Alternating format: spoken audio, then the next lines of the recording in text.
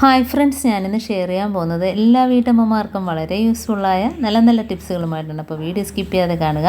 അപ്പോൾ നമുക്ക് ഫസ്റ്റ് ടിപ്പിലോട്ട് കിടക്കാം. അപ്പോൾ നമ്മൾ സവാളയൊക്കെ ഇതേപോലെ ഒരുപാട് വേടിച്ച് വെക്കുന്ന സമയത്ത് പെട്ടെന്ന് അതങ്ങ് അവിഞ്ഞ് ചീത്തയായി പോകാറുണ്ട്.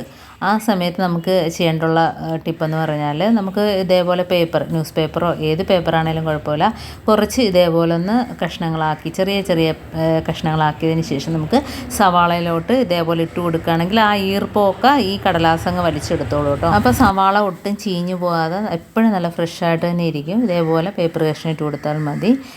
ഇനി നമുക്ക് നെക്സ്റ്റ് ടിപ്പിലോട്ട് കിടക്കാം. അപ്പോൾ നമ്മൾ സിങ്കിനകത്തൊക്കെ ചെറിയ പ്രാണികളും അതേപോലെ പാറ്റ കുഞ്ഞുങ്ങൾ ഉറുമ്പ് ഒക്കെ വരുന്ന അതേപോലെ ബാഡ് സ്മെല്ല് ഒഴിവാകാനായിട്ട് ഇതേപോലെ ഒരു കർപ്പൂരം ഇട്ട് കൊടുത്താൽ നല്ലൊരു മണമായിരിക്കും.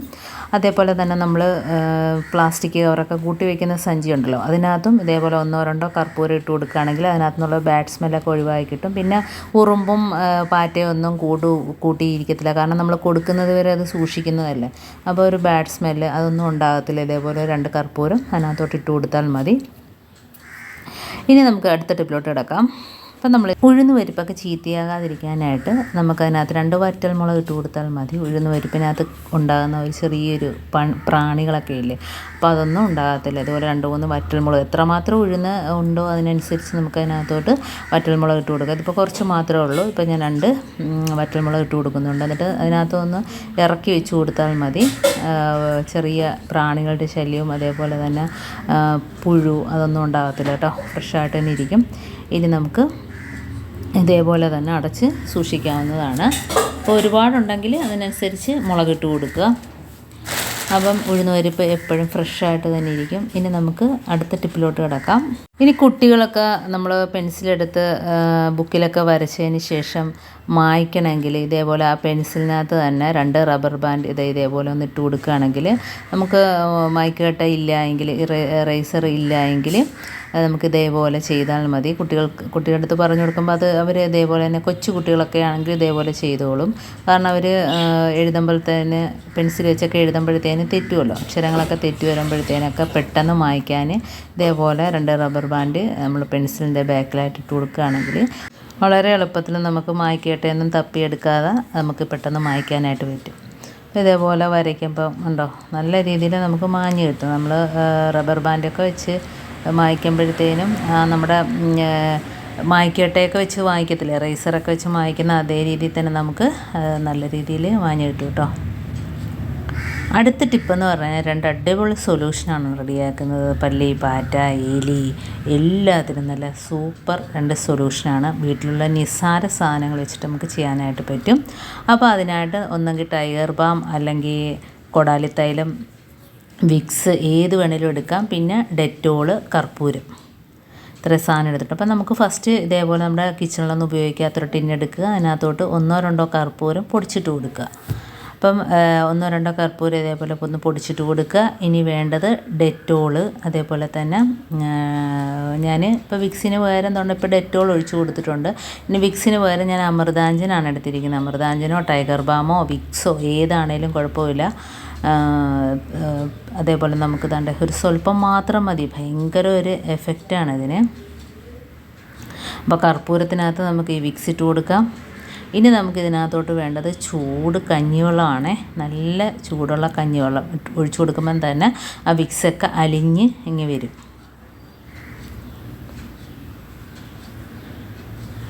അപ്പോൾ എല്ലാത്തിനെയും ക്വാണ്ടിറ്റി കുറച്ച് മാത്രമാണ് എടുക്കുന്നത്. നമുക്ക് എത്രമാത്രം ആവശ്യമുണ്ടോ അതിനനുസരിച്ച് വിക്സിൻ്റെ അളവും അതേപോലെ കഞ്ഞിവെള്ളത്തിൻ്റെ അളവ്, കർപ്പൂരത്തിൻ്റെ അളവ്, അതേപോലെ നമ്മൾ ഡെറ്റോൾ ഒഴിച്ചു കൊടുത്തല്ലോ അതിൻ്റെ അളവ് എല്ലാം കൂട്ടിയെടുക്കാം. അപ്പോൾ ഇതെല്ലാം കൂടെ ചേരുമ്പോൾ നല്ലൊരു എഫക്റ്റീവാണ്.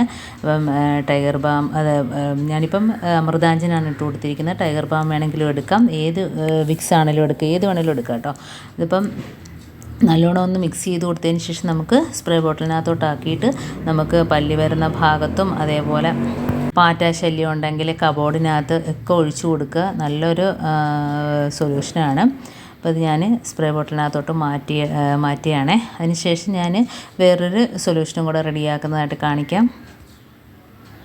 അപ്പോൾ ഇത് രണ്ടും എല്ലാവരും ഒന്ന് ചെയ്ത് നോക്കണം. നമുക്ക് പല്ലിയൊക്കെ ഇരിക്കുന്ന ഫ്രെയിമിൻ്റെ ഇടയിലും അതേപോലെ കർട്ടൻ്റെ ഇടയിലും ഒക്കെ ഒഴിച്ചു കൊടുക്കാം കേട്ടോ. ഇത് സിങ്കിനകത്ത് ഒഴിച്ചു കൊടുക്കാം, വാഷ് ബേസിനകത്ത് ഒഴിച്ചു കൊടുക്കാം, അതേപോലെ മുറ്റത്തൊക്കെ ഒഴിച്ചു കൊടുക്കാം. മുറ്റത്ത് നമ്മൾ എലി വരുന്ന പൊത്തൊക്കെ ഉണ്ടെങ്കിൽ ഇത് ഇതേപോലെ തന്നെ അങ്ങോട്ട് ഒഴിച്ചു കൊടുക്കുക. അതേപോലെ തന്നെ മുറ്റത്ത് നമുക്ക് ഇഴജന്തുക്കളുടെ ശല്യങ്ങളൊക്കെ ഒഴിവാക്കി കിട്ടും ഇത് ഒഴിച്ചു കൊടുക്കുകയാണെങ്കിൽ. ഇനി നമുക്ക് അടുത്ത ഒരു സൊല്യൂഷന് വേണ്ടിയിട്ട് ഞാൻ അപ്പോൾ ഇതേപോലെ ഞാനിപ്പോൾ സ്പ്രേ ബോട്ടിലിനകത്തോട്ട് ആക്കിയിട്ടുണ്ട്. നല്ലൊരു എഫക്റ്റാണ്. എല്ലായിടത്തും ഒന്ന് അടിച്ചു കൊടുക്കുക. അടുത്ത ഒരു സൊല്യൂഷനും കൂടെ ഞാൻ റെഡിയാക്കാം.